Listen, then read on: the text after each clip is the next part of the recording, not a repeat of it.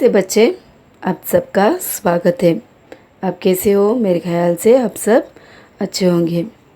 अच्छा, वाक्य में पदों का क्रम आज का हमारा हेडिंग है, टॉपिक है वाक्य में पदों का क्रम। एक ग्रामरी है, आपको अच्छी तरह से ये ध्यान में रख लो। बाद में हम एक एक करके नियमों का पढ़ने के बाद आपको मालूम पड़ जाएगा। वाक्य में पदों का क्रम का मतलब है ऑर्डर ऑफ पोस्टर्स। अच्छा, हम पढ़ेंगे वाक्य में पदों का क्रम। ये जानना जरूरी है कि वाक्य में पदों का क्रम किस प्रकार का होती है, यानी किस प्रकार का क्रमों हम देखना चाहिए। इसीलिए हमें कुछ नियमों का पालन यहाँ करनी चाहिए, यानी उस नियमों का जानना बहुत ज़रूरी है। मैं आपको पहले बार बोल चुकी हूँ, हम कभी भी कुछ भी व्याकरण पढ़ते समय हमें कुछ नियमों का पालन करना चाहिए। इसीलिए हमें इस वाक्य में पदों का क्रम पढ़ने के लिए कुछ नियमों का पालन यहाँ ज़रूर करना चाहिए। क्यों ये क्रम का नियम का पालन हमें करना चाहिए? हम इस दुनिया में रहते समय हमें बहुत सारे नियमों का पालन करना चाहिए। इसीलिए हम इस पदों का नियमों का पालन करते समय हमें अशुद्ध वाक्य से शुद्ध वाक्य का लिखना हमें बहुत यूज़फुल यहाँ रहेगा। एक वाक्य अशुद्ध है तो उसे हम कैसे बदलना चाहिए, इसके बारे में हम इस वाक्य में पदों का क्रम जानने के बाद आपको थोड़ा थोड़ा मालूम हो जाएगा। अच्छा, पहला हम देखेंगे वाक्य में पहला नियम क्या होता है। वाक्य में पहला कर्ता, क्रम तथा अंत में क्रिया होता है। यानी हम पहले वाक्य में एक वाक्य लिए तो उसमें हम पहले देखेंगे कर्ता, और दूसरा होगा कर्म, और अंतिम में होगा उसका क्रिया। अब एक उदाहरण से हम देखेंगे। यहाँ एक उदाहरण दिया गया है, उसको पढ़ने के बाद आपको ज़रूर मालूम हो जाएगा। राम, यहाँ राम क्या है? करता है। राम क्या है? यहाँ करता है, यानी करता। वहाँ क्रिया, क्रिया में देखो आपको क्या शब्द वहाँ आया है? खाता है। राम खाता है। ये सेंटेंस आप यहाँ बना सकते हैं, यानी राम खाता है। वैसे हम बोलने पर यहाँ कर्ता और क्रिया का प्रयोग आएगा, लेकिन क्रम को हम छोड़कर लिखना पड़ेगा। यानी एक वाक्य में क्रम आएगा तो वो वाक्य बहुत सुंदर बन सकती है। अब यहाँ बीच में देखो फल। अब पढ़ो, राम करता है, फल क्रम है और खाता है, यानी राम फल खाता है। पहला वहाँ क्या दिया गया है? राम करता है, और यहाँ फल क्रम का स्थान लिया है, और क्रिया आ गया है खाता है। अब आपको मालूम पड़ गया होगा कर्ता, क्रम और अंत में क्रिया को हम कैसे यूज़ करना चाहिए। इन तीनों अपने स्थान पर रहने पर एक वाक्य बहुत सुंदर होता है। दूसरा नियम है, यदि वाक्य में संबोधन का मतलब एड्रेसेस, किसी को पुकारने के लिए प्रयुक्त, यानी बहुत विशेष तरह से हम पुकारने के लिए एक वर्ड यूज़ करते हैं तो उसे हम संबोधन कहते हैं। कैसे? एक उदाहरण हम देखेंगे, हे राम, नहीं तो राजू मेरी बात सुनो। इसे बोलने पर यहाँ हे राम नहीं तो राजू यहाँ संबोधन का जगह स्थान लेता है। या विश्वम्यादिक बोधक है तो वह कर्ता से पहले आते हैं। यहाँ विश्वम्यादि बोधक का मतलब है कि एक्सक्लेमेशन। विश्वम्यादि बोधक का मतलब है एक्सक्लेमेशन। उसको आपको मालूम है कैसे लिखना है। एक लाइन डालकर नीचे एक डाट डालेंगे तो वही हो जाएगा विश्वम्यादि बोधक। पहला हम संबोधन का एक उदाहरण देखेंगे, बाद में विश्वम्यादि का बारे में हम यहाँ देखेंगे। पहला है वाह कितना सुंदर बगीचा है। यानी यहाँ वाह का प्रयोग हमें मालूम हो चुका है। ये क्या है? विश्वम्यादि बोधक का वाक्य यहाँ पहले आ रहा है। यानी यहाँ कर्ता का वाक्य है बगीचा। बगीचा शब्द पीछे आकर यानी कर्ता का शब्द पीछे आकर विश्वम्यादि का शब्द पहले आता है। यहाँ इसको आप ध्यान में रख लो। यहाँ कर्ता कैसे कहा हम कहाँ गया है? पीछे गया है। यानी विश्वम्यादि बोधक का वर्ड यानी शब्द वहाँ पहले आ चुका है, इसीलिए कर्ता का वो वाक्य यानी वो शब्द पीछे गया है। यहाँ कितना सुंदर बगीचा है। ये कर्ता यहाँ कितना सुंदर बगीचा है ऐसे यहाँ बोध करके आया है। अब ये वाक्य सुंदर बन गया है। क्या? बगीचा और वाह वाह कितना सुंदर बगीचा है। दूसरा वाक्य है राधा मेरी बात सुनो। हम देखे थे ए राधा, ए राजा, ए राम, इसे भी हम बुला सकते हैं। यहाँ राधा का शब्द संबोधन का जगह लिया है। मेरी बात सुनो, यहाँ कर्ता पीछे शब्द में यानी पीछे आ गया है। इस नियमों को और एक बार देखेंगे।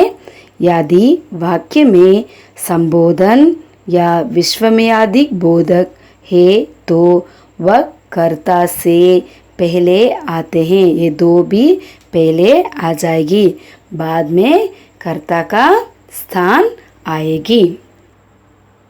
तीसरा है कर्ता कर्म क्रिया के विस्तारक पूरक इनसे पूर्व में आते हैं। यानी कर्ता का विस्तारक पहले आ जाएगा, वैसे पूर्व का विस्तारक भी पहले स्थान में आएगी। अब हम यहाँ एक उदाहरण से इसको देखेंगे। जैसे आगरा का ताजमहल दर्शनीय स्थल है। अब यहाँ आप देखेंगे तो ताजमहल का पहले कर्ता का विस्तारक यानी आगरा यहाँ आया है। यहाँ ताजमहल का कर्ता का विस्तारक पहले आगरा शब्द से शुरू हो रहा है। आगरा का ताजमहल यहाँ कैसे है? आपको मालूम है कर्ता यहाँ ताजमहल है, कर्ता का विस्तारक यानी विस्तारक पहले आता है। इसमें हम बदल के लिखेंगे तो वाक्य कैसे हो जाएगा? ताजमहल का आगरा। इसे नहीं, वाक्य अच्छा नहीं बन सकता है। इसीलिए ताजमहल के पहले यानी कर्ता का पहले विस्तारक आती है, तभी तो ये वाक्य बहुत अच्छा होता है। यहाँ अंत में क्रिया है हैं। यहाँ क्रम नहीं आती है, क्रिया भर यहाँ है का शब्द यहाँ दिया गया है, उसे हम क्रिया के स्थान में रखते हैं।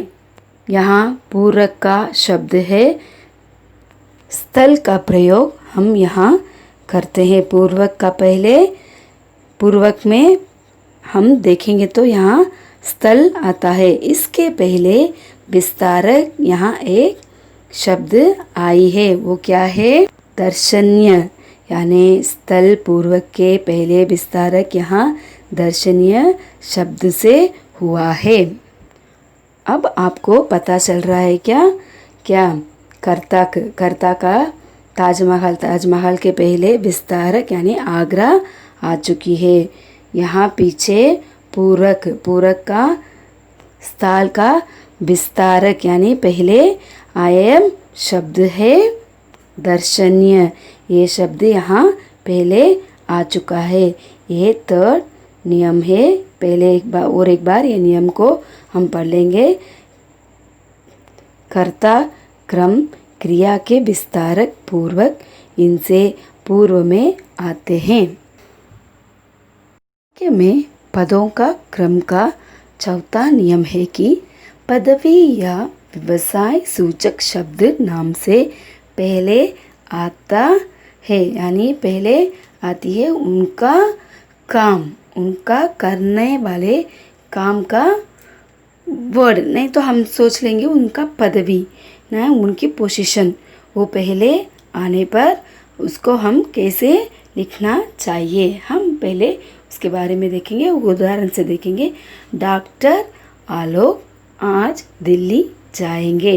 यानी आलोक यहाँ करता है। कर्ता का मतलब आपको मालूम है, एक नाम का यहाँ उल्लेख किए गए हैं। यानी यहाँ एक नाम दिए गया है आलोक, उसका काम है। यानी उसका क्या पदवी है यहाँ?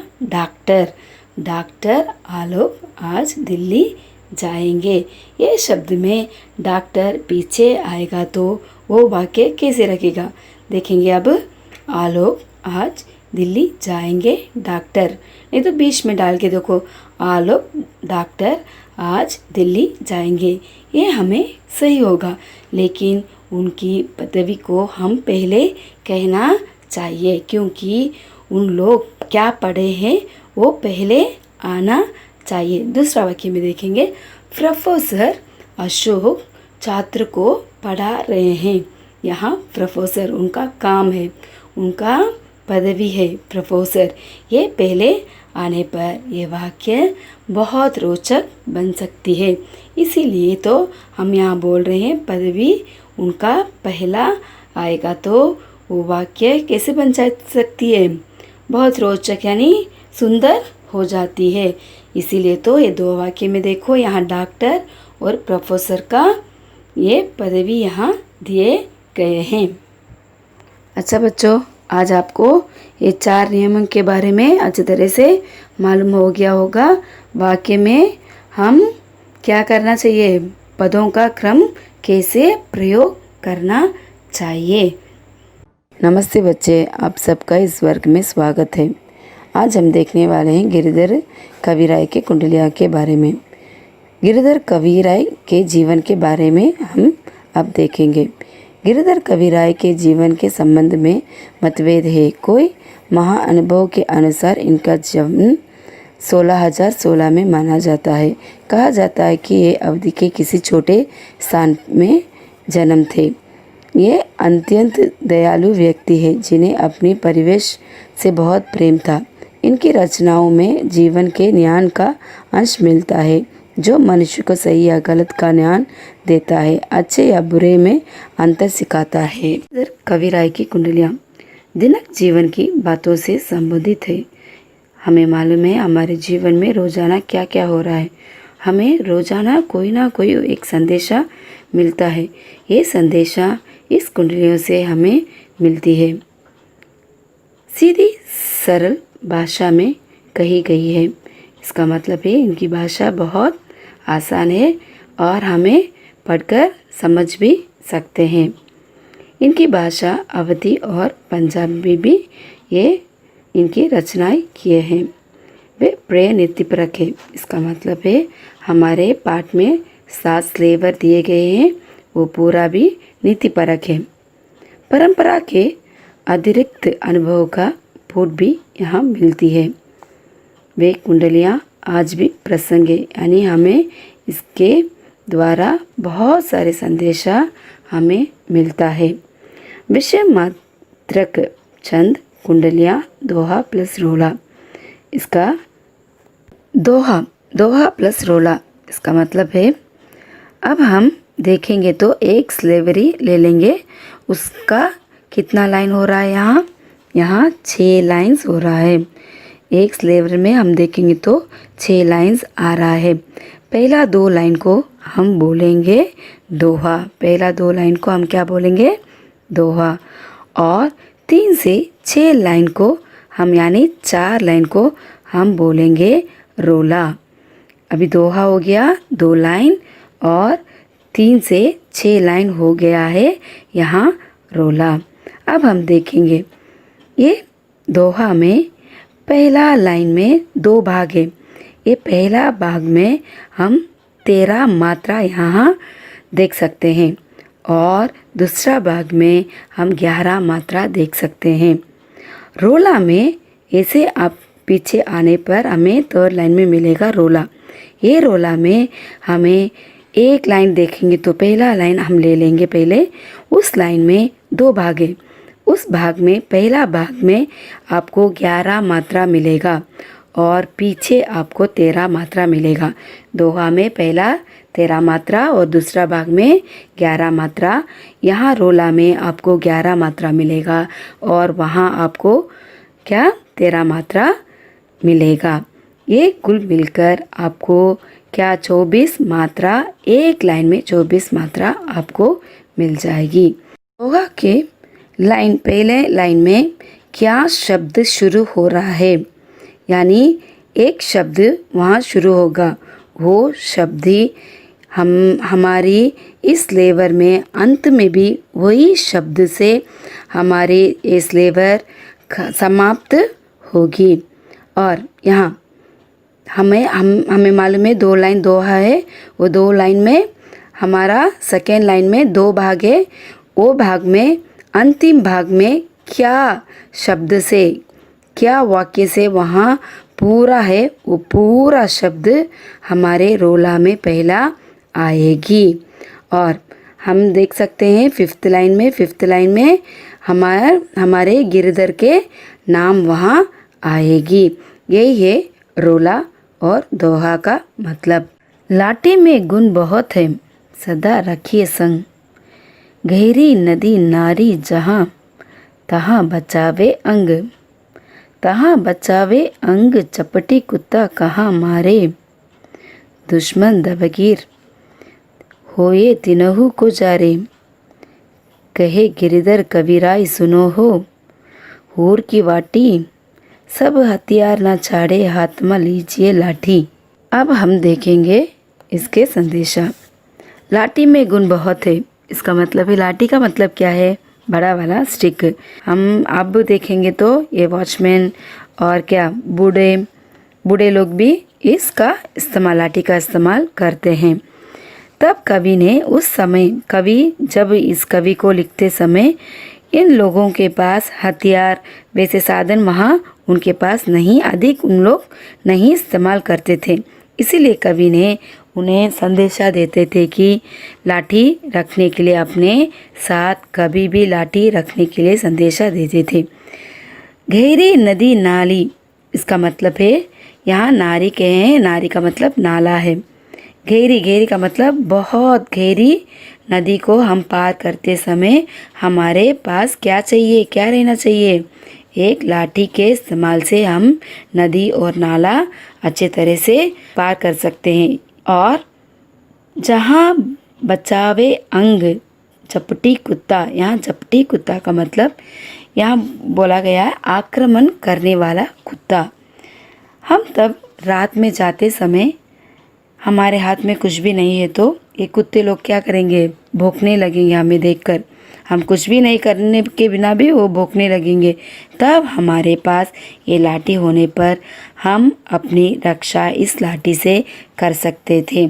उस ज़माने में क्या करेंगे लोग, ये अपने गांव से जंगल से पार करके दूसरे गांव जाएंगे, तब उनके पास ये लाठी होने से उनको बहुत दूर जाने का आवश्यक होने पर वे रास्ते में जंगल जानवरें और दुश्मन सब का ये सामना कर सकते हैं। इसीलिए इस लाठी का बहुत उपयोगी इसमें होता है। और हम देखेंगे यहाँ दुश्मन दावागिरी, इसका मतलब है दुश्मन। दुश्मन हमें मालूम है, हम जब जंगल के रास्ते से हम जा रहे हैं तो वहाँ आकर हमारा पैसा कुछ भी लुटेरे, ये इनको बोल सकते हैं लुटेरे, वो क्या करेंगे, हमारे पैसा भर छीनेंगे नहीं, हमें भी मार भी सकते हैं। उस समय हमारे पास लाठी होने पर हमें कोई भी कुछ भी नहीं कर सकते हैं। यहाँ कविराय ने सुनाई है कि हूर की वाटी का मतलब है बहुत दूर तक पैदल जाने वाले के पास ये लाठी होने पर उन लोग को कुछ भी डरने की आवश्यकता नहीं है। दूसरा है कमरी धोरी धाम की बहुत आवे काम, कासा मलमल वाफ्ता उनकर राखे मान बंद जाह आड़े आवे, बकचू बंद मोड़ रात को जारे बिछावे, कहाँ गिरधर कबीराय मिलथे धोरी धमरी, सब दिन रखे सदा बड़ी मर्यादा कमरी। कमरी धोरी धाम की, इसका मतलब है कमरी का मतलब है कम्बल, यानी पतला सा लूही, हम लूही भी इसे कहते हैं, और गरम चादर भी हम इसे कहते हैं। इसका दाम बहुत कम है, लेकिन इसका उपयोग बहुत होती है। काज़ा मलमल वाफ्ता, इसका मतलब है हमारे इस दुनिया में हम अब रहते हैं ना, अब यहाँ बहुत सारी वैराइटीज़ में हमें कपड़े मिलते हैं, सिल्क, कॉटन, टेरिकोस, इस तरह के कपड़े हमें अब मिलती है। उस ज़माने में ये काज़ा मलमल वाफ्ता ये पूरा भी बहुत मूल्य कपड़े माने जाते थे। इसके उनका रखते मान, क्यों ये कपड़ा हम हमारी मान रखते हैं। जब व्यक्ति बाहर जाता है तो तब अच्छे अच्छे कपड़े पहनकर जाते हैं। हमें मालूम है हम बाहर जाने पर हम कैसे कपड़े पहनते हैं। जब हम जाते समय कहीं तो गिर गए तो, नहीं तो गिरने पर हमारे ड्रेस में क्या बहुत सारी गंदगी आ गई तो, या अपने कपड़े फट गया तो ये कम्बल अपनी मर्यादा रखती है। ये छोटी सी कम्बल हम कटरी बांधकर उसे कंधे पर हम ले जा सकते हैं और अपने कमर में टंगा सकते हैं, और अपने लाठी में भी इसका इस्तेमाल कर सकते थे। और इसे बड़ा कटरी भी हम बनाकर इसका इस्तेमाल कर सकते थे। और अब जब आप रात के समय कहीं तो जाना है तो आपका क्या ये बहुत उपयोगी होता है। जब हम जाते समय हम बड़ा बेड को हमारे घर से लेकर कहीं भी नहीं जा सकते हैं, लेकिन हम एक कम्बल को हमारे साथ ले जा सकते हैं। तब कभी भी हम वहाँ बिछवा कर हम वहाँ अच्छे तरह से सो सकते हैं। यही गिरधर कबीराय ने बोले हैं, थोड़े दाम में इसकी मान मर्यादा बहुत, ये कम्बल हमारी मर्यादा करती है, इसकी बहुत उपयोगी हमें होती है। इसमें से हमें क्या सीख मिलती है, यानी इस कम्बल से हमें क्या मिलती है। एक लकड़ी से हमें बहुत सीख मिलती है, यानी इससे हमें क्या सीख मिलती होगी। आपको मालूम है कोई भी चीज़ हमें कम नहीं समझना चाहिए, यही है इसकी सीख। तीसरा कुंडलिया, गुण के कहक सहस नर, बिना गुण लहना कोई, जैसे काका कोकिला शब्द सुने सब कोई, शब्द सुने सब कोई, कोकिला सभी सुभावन, दोहू को एक रंग, काग सब बै उपवन, कहा गिरधर कबीराई सुनो हो ठाकुर मन के, बिना गुण लहना कोई, सहस नर गहक गुण के। इस कुंडलिया की संदेशा है कि हमें इस संसार में रहते समय हमें अच्छे गुण से रहनी चाहिए। अच्छे गुण से रहने पर ही हमें इस समाज में आदर मिलती है। अच्छे गुणों की व्यक्ति को अच्छा आदर मिलता है। हमारी गुण अच्छी नहीं है तो हमें आदर नहीं मिल सकती है। ऐसे कौवा और कोयल ये दोनों भी एक ही रंग के हैं, एक ही रंग काले रंग के हैं, लेकिन इनकी आवाज़ में तो बहुत आदर होती है। इनकी आवाज़ बहुत मीठी होती है। किसकी आवाज़? एक की आवाज़ मीठी होती है और एक की आवाज़ बहुत हमें पसंद नहीं होता है। कोयल की आवाज़, सुबह हम कोयल की आवाज़ सुनते हैं तो उससे हमें बहुत पसंद आती है, लेकिन कौवा का आवाज़ हम पसंद नहीं करते। इसीलिए हमें इस दुनिया में रहते समय अच्छे गुण के साथ रहना चाहिए। हम कोई भी हो, ठाकुर हो और कोई भी हो, अच्छे गुण से हमें रहना चाहिए। अपने पास कितना पैसा है ये कोई भी नहीं जानेंगे। हमारे पास गुण नहीं है तो यही हमारा ना पहचान हो भी सकती है। हमारे पाठ की 7 कुंडलियाँ भी नीति परक की कुंडलियाँ हैं। इसके द्वारा कबीराय ने क्या संदेशा हमें देते हैं, इसके पहले एक कुंडलिया के बारे में हम जानेंगे। साई सब संसार में मतलब का व्यवहार, जब लग पैसा घाट में तब लगता को यार, तब लगता को यार, यार संग ही संग डोले, पैसा रहे न पास, प्यार मुख से नहीं बोले, कहा गिरधर कबीराई, जगत यही लेखा भाई, करत बेगरजी प्रीति, प्यार बिरला कोई साई। गिरधर कबीराय ने इस कुंडलिया द्वारा स्वादिष्ट संदेशा हमें देते हैं। इस संसार के लोग एक दूसरे से अपने मतलब के लिए बात करते हैं, यानी हमारे पास कोई भी आकर अपने मतलब के लिए, उसकी मतलब के लिए, यानी हमारे पास से कुछ भी लेना चाहता है तो इसीलिए वो अपने पास आकर दोस्ती निभाना चाहता है तो हम उसे पास आना नहीं देना चाहिए, क्योंकि बिना मतलब की दोस्ती ही बहुत दिन काम आ सकती है, यानी हमें मुश्किल में भी वही साथ दे सकते हैं। बिना मतलब के इस संसार में कोई भी दोस्ती नहीं रखना चाहता है। हमारे पास यानी इस संसार में मित्रता का आधार भी रुपया, पैसा, धन, दौलत, इसी में एक व्यक्ति क्या करता है, उसके पास धन हो तो, दौलत हो तो उसके पास रहना चाहता है। जब उसके पास उसके धन दौलत सब कुछ घूमता है तो यानी चले जाता है तो समाप्त हो जाता है तो उस मित्र क्या करता है, अपने मुख को मोड़ भी लेता है।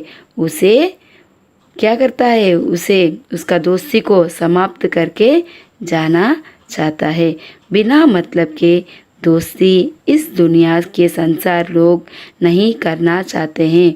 इसीलिए कबीराय ने इसका मतलब रहकर कहे हैं कि हमें मित्रता कैसे सेलेक्ट करना चाहिए, बिना मतलब के, यानी हमारे पास उसको कुछ भी मिले या ना मिले वही हमारे मित्रता निभा सकते हैं। यही कबीराय ने हमें इसकी संदेशा दिए हैं। 5वां कुंडलिया है, रहे लटपट काट दिन बहरू घामे माँ सोए, चाहा न बाकी बैठिए जो तरु पत्र होए, जो तरु पत्र होए एक दिन धोखा दे, जो दिन बहरे बहरी टूटे तब जर से जहाँ, कहाँ गिरधर कबीराय चाहे मोटे की कहिए, पाती सब जर जाए तरु छाया में रहिए। कवि गिरधर राय के अनुसार हमें किसी भी पतले पेड़ के नीचे बैठना नहीं चाहिए, क्योंकि ऐसे पेड़ पर हम छाया के लिए बैठने पर हमें खतरा हो सकती है। जैसे पेड़ तेज हवा के चलने के कारण गिर भी सकता है और हमें नुकसान पहुंचा सकता है। इसीलिए हम कभी भी क्या नहीं करना चाहिए, पतले पेड़ के नीचे बैठना नहीं चाहिए। एक तो मोटे पेड़ के छाये में हम बैठ सकते हैं, क्योंकि उस पेड़ से हमें धूप नहीं मिलती है। आंधी आए तो भी क्या, तूफान आने पर भी हमें कुछ भी उस पेड़ के वजह हमें कुछ भी नुकसान नहीं पहुंचा सकता है। किसी भी व्यक्ति को अपने जीवन सुरक्षित के लिए हम कहाँ बैठना चाहिए? मोटे पेड़ के नीचे ही बैठना चाहिए।